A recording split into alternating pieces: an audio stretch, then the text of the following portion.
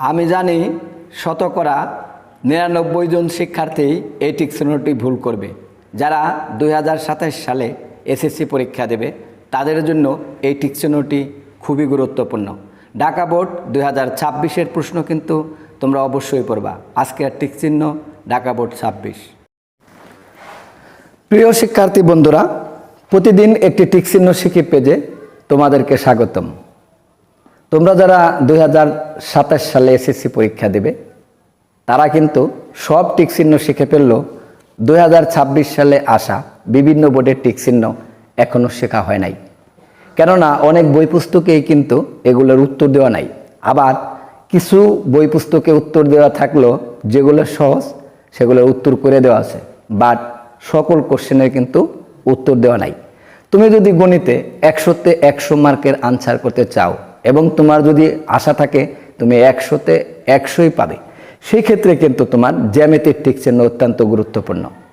আর বিশেষ করে জ্যামিতির যদি তুমি খুঁটিনাটি সব বিষয়ে ভালো করে না বুঝো তাহলে কিন্তু উত্তর দিতে পারবে না। সেই ক্ষেত্রে কিন্তু তোমার দুইটা একটা টিকচিহ্ন কাটা যাওয়া স্বাভাবিক। সে কারণে আমার সাথে যুক্ত থাকো।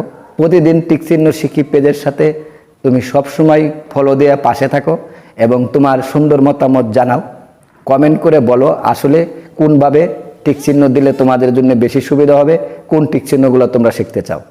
তাহলে দেখো, এখানে আমরা ঢাকা বোর্ড ২০২৬ সালে আসা সাধারণ গণিতের ১২ নম্বর টিকচিহ্ন নিয়ে তোমাদের সামনে উপস্থিত হয়েছি। এখানে বলছে যে এবিসিডি চতুর্ভুজের দুইটি বিপরীত কোণ সম্পূরক হলে, এবিসিডি একটা চতুর্ভুজ থাকবে, সেই চতুর্ভুজের দুইটা বিপরীত কোণ সম্পূরক থাকবে। তাহলে কি কি হতে পারে? ১, এবিসিডি বিন্দু চারটি সমবৃত্ত। ২, কোণ এবিসি প্লাস এডিসি সমান ১৮০ ডিগ্রি। এরপরে কোণ এবিসি প্লাস বিসিডি সমান ১৮০ ডিগ্রি। নিচের কোণটা সঠিক। তাহলে দেখো, এই ধরনের জ্যামিতিক কিন্তু তোমাদের জন্য একটা সো মাচ টাফ হয়ে যায়, যেহেতু এখানে প্রথমেই বলা হয়েছে যে এবিসিডি বিন্দু চারটি সমবৃত্ত। এই কথাটার মানে কি? এবিসিডি বিন্দু চারটি সমবৃত্ত, তার মানে একই বৃত্তের ভিতরে যে চতুর্ভুজটা অবস্থিত এই বিষয়ে কোনো সন্দেহ নাই, কারণ এখানে কিন্তু বলে দেওয়া হয়েছে এবিসিডি বিন্দু চারটি সমবৃত্ত। তাহলে আমরা হয়তো এটা এ দেই, এটা বি দেই, এটা সি দেই এবং এটা ডি দেই, আমরা কিন্তু চতুর্ভুজটা অঙ্কন করে ফেলেছি।